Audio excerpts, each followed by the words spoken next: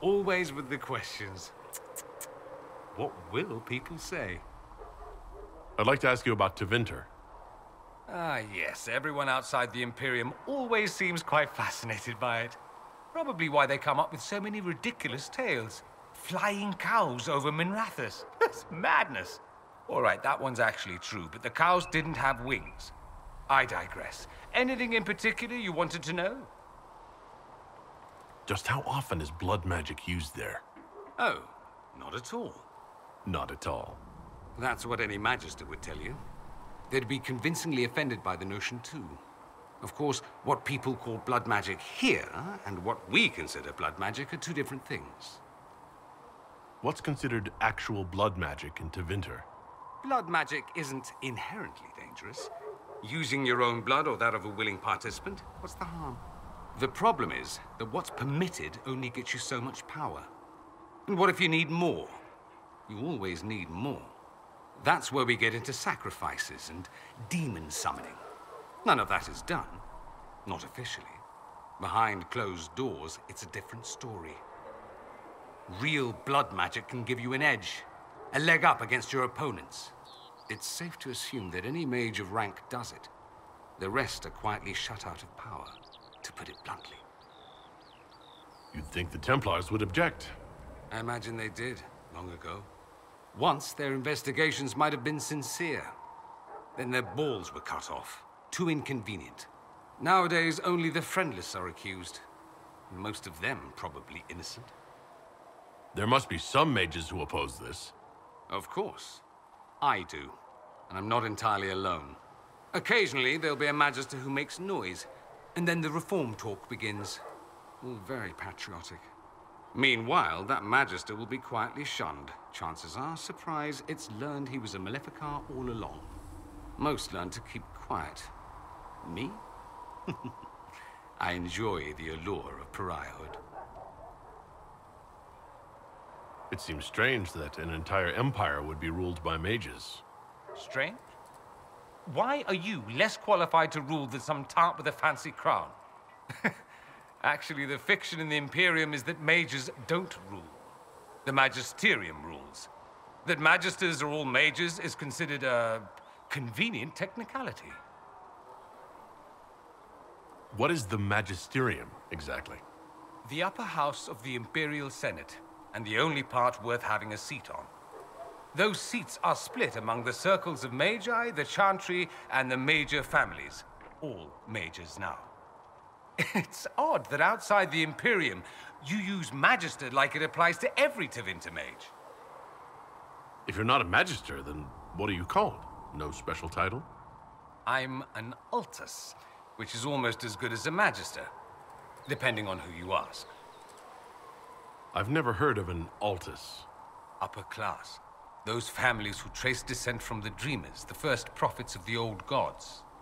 If you're a mage and you're not Altus, then you're later, lower class. If you're not a mage at all, you're Soperati. That's everyone else. We do love our fancy words. I thought the Archon ruled over the Imperium. Well, yes. Technically, he can overrule laws passed by the Magisterium, but that never happens. Even so, he gets to appoint new Magisters, which means all the families vie madly for his favor. Thus, the Archon gets invited to all the parties.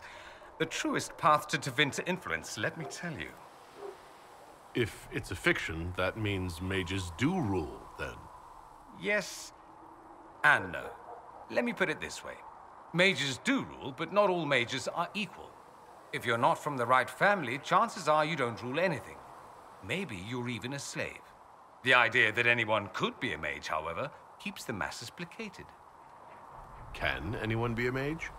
Technically. The potential runs mostly in bloodlines, but it's been known to happen. More importantly, commoners believe it can. Tevinter legend is chock full of mage heroes from humble origins. So they hold out hope. Someday my son or my son's son will be a mage. Someday. Poor sods don't realize that means he'll be a quaestor at the arse end of the 100 Pillars, at best.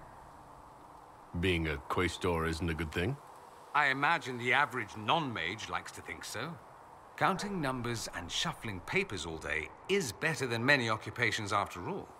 If you're a second-class citizen among a pack of piranha, however, your outlook changes. But let me ask you something else. Of course. There's an Imperial Chantry, isn't there? With its own divine? You people aren't supposed to talk about the Black Divine, are you? If you mention him outside the Imperium, people make that face, like you're urinating in public. But yes, we do have the Chantry, or a version of it. Night and day comparing it to yours. Is the Imperial Chantry so different from ours? Not in theory. The main difference is in the whole magic is meant to serve man, not rule over him business. Back home, ruling the unwashed masses is serving them, for the good of the Imperium. Perhaps it started with good intentions, but these days it's academic. The circles are in command. There are circles of magi in the Imperium? We don't have dismal little mage prisons, if that's what you mean.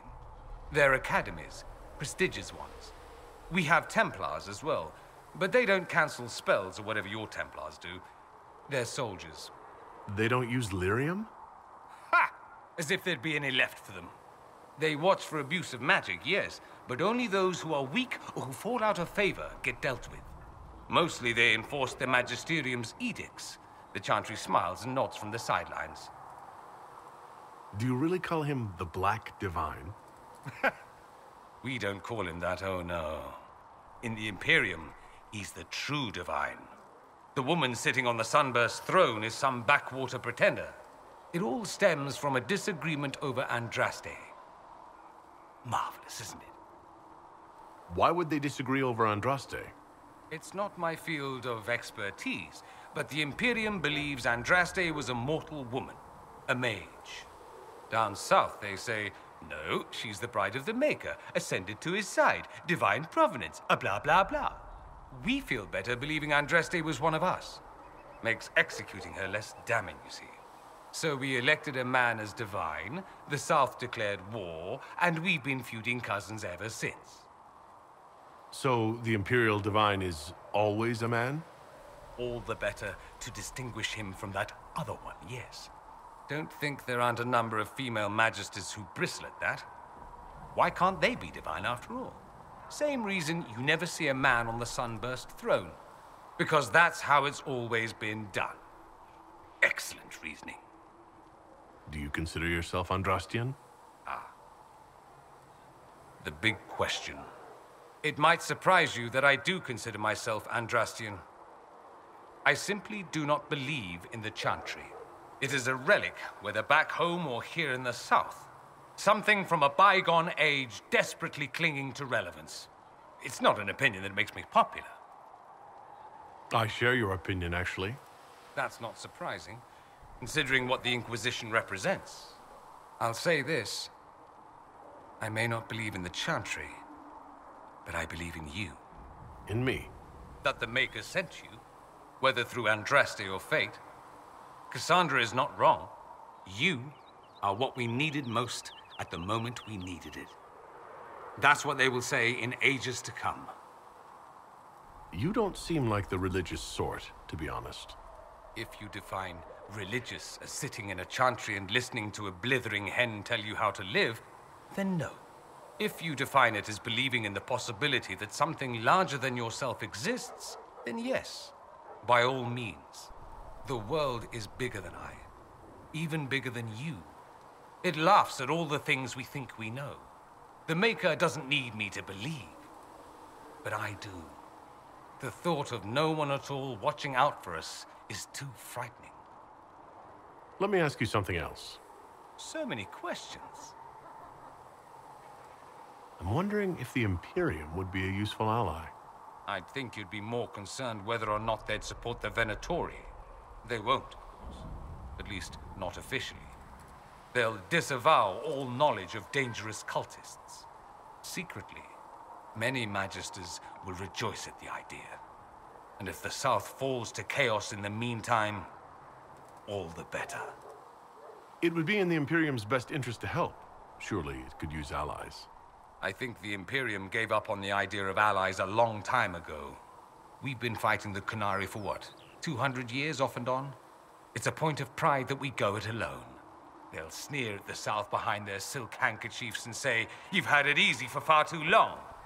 Let's not forget that the Inquisition seems to be an arm of the Orlesian Chantry. Anathema so far as they're concerned. We're not part of the Chantry. The Chantry opposed the Inquisition's formation. You think that matters? Don't be silly. The Herald of Andraste. Your very title smacks of the Southern Chantry. You may as well be a heathen. I think they're far more frightened what you'll do if you succeed. Anyone who talks about the Imperium mentions slavery. It's the center of the slave trade. Ah, that is true. And did you have slaves? Not personally, but my family does and treats them well. Honestly, I never thought much about it until I came south. Back home, it's how it is. Slaves are everywhere. You don't question it. I'm not even certain many slaves do. You think slaves like it that way? Don't be ridiculous. I didn't say they like it. It's all most of them know. In the south, you have alienages, slums, both human and elven. The desperate have no way out. Back home, a poor man can sell himself. As a slave, he could have a position of respect, comfort, and could even support a family. Some slaves are treated poorly, it's true. But do you honestly think inescapable poverty is better? Is that what you call it? Treated poorly? Abuse heaped upon those without power isn't limited to Tevinter, my friend. I don't know what it's like to be a slave, true. I never thought about it until I saw how different it was here. But I suspect you don't know either. Nor should you believe that every tale of Tevinter excess is the norm. That's all I wanted to know. Fair enough.